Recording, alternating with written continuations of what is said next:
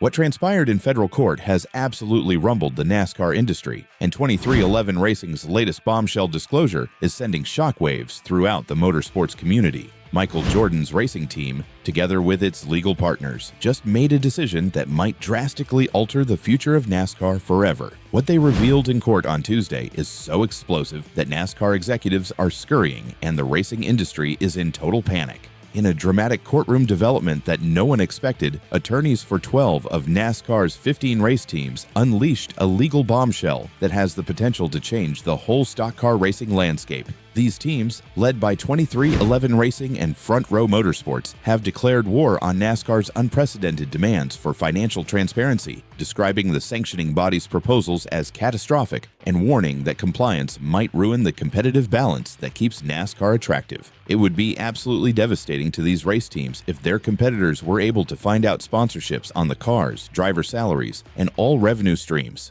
Attorney Adam Ross declared in court, it cannot make its way into the public realm. This heartfelt plea demonstrates how seriously the teams take NASCAR's expectations. What makes this court battle even more alarming is the breadth of NASCAR's demands. The sanctioning body is collecting 11 years of detailed financial records and correspondence from the teams, an incredible amount of sensitive material that may reveal everything from driver wages to sponsorship agreements to proprietary technological investments. NASCAR's absurd demands include highly specific requirements that have astounded industry experts. They want to know how much Hendrick Motorsports spent on their Garage 56 project, which involved creating a car for the 24 Hours of Le Mans, as well as how much Kyle Larson spent running both the Indianapolis 500 and the Coca-Cola 600 over the last 2 seasons. These intrusive demands go considerably beyond what teams anticipated when they agreed into charter agreements. NASCAR has gone a step too far, Ross said in court, reflecting the team's exasperation and outrage. This statement poses a fundamental challenge to NASCAR's authority and could usher in a new age in which teams refuse to bow to unreasonable demands. Meanwhile, exciting events continue to unravel around the NASCAR world. Last Sunday at Pocono Raceway, J.P. Keeley, Shane Van Gisbergen's rear tire changer, was struck by a flying tire during a pit stop. A video from inside A.J. Allmendigger's car shows him sliding deep into his pit box, accidentally hitting one of his own tire changers and sending the tire flying towards Van Gisbergen's crew. Keeley was knocked to the ground but was able to complete his duties before being hospitalized with shattered ribs and a partially collapsed lung.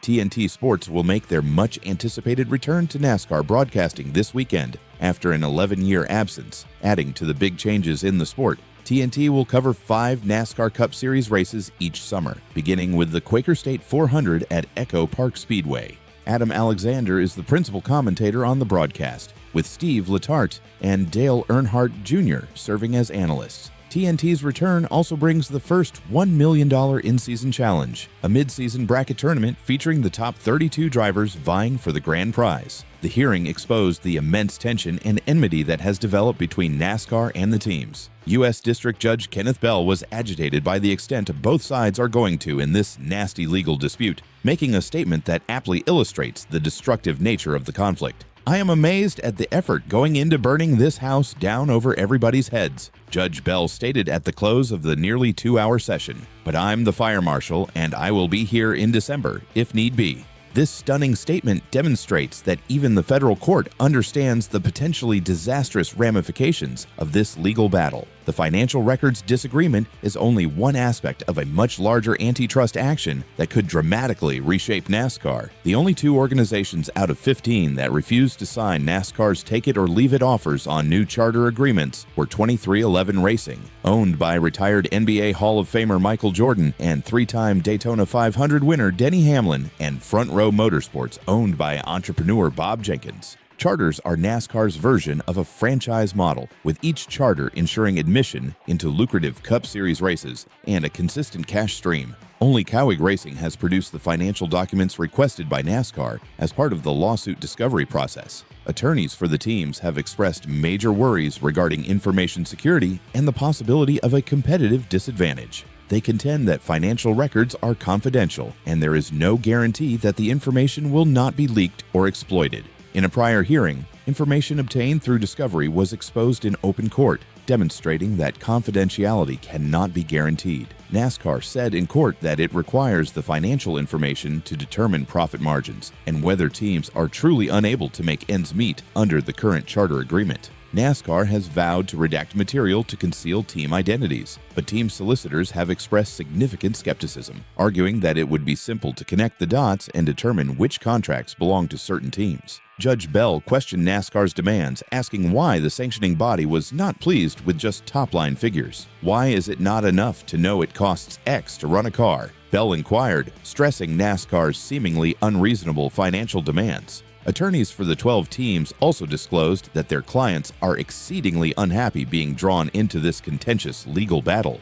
This is the complete opposite of what they desire. All the teams are torn to pieces because NASCAR wants them to disclose this information, and they don't want to upset NASCAR, Ross remarked, demonstrating the untenable situation in which teams find themselves. This courtroom drama occurred only one day after Judge Bell denied the team's motion to dismiss NASCAR's countersuit, which accuses Jordan's business manager Curtis Polk of employing cartel-type tactics during the most recent round of charter negotiations. This new legal complication demonstrates how multifaceted and intricate this dispute has become. The broader background of this court battle indicates fundamental differences over NASCAR's financial structure. Teams have long claimed that NASCAR is not financially sustainable for competitors and that they require numerous concessions, including a larger revenue share and longer, more stable charter agreements. Current charters have expiration dates and may be canceled by NASCAR, causing uncertainty and financial instability for teams. The December trial promises to be a watershed moment for NASCAR, potentially permanently altering the relationship between the governing organization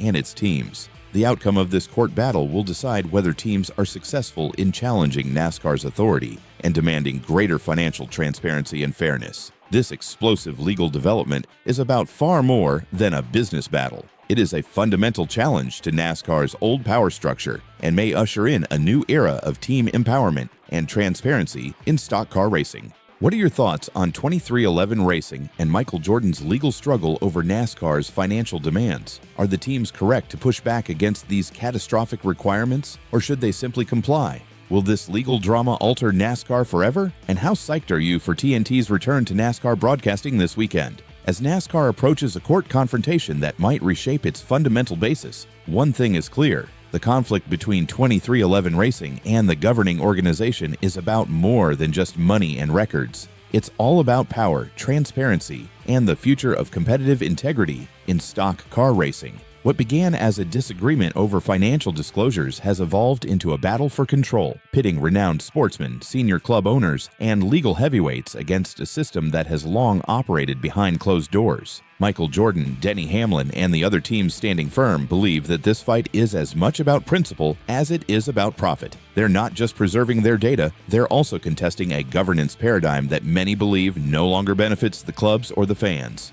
As the court date approaches, fans, sponsors, and media alike are waiting with bated breath. This could be the catalyst for widespread transformation. Alternatively, it might exacerbate the divide between NASCAR and its competitors. Regardless, the December trial is shaping up to be the most crucial event in contemporary NASCAR history, not on the track, but in the courtroom. Whether you support the teams or believe NASCAR is justified in protecting its model, one thing is certain: the outcome of this lawsuit will have far-reaching consequences. It's not just about who wins, it's also about what racing will look like in the future.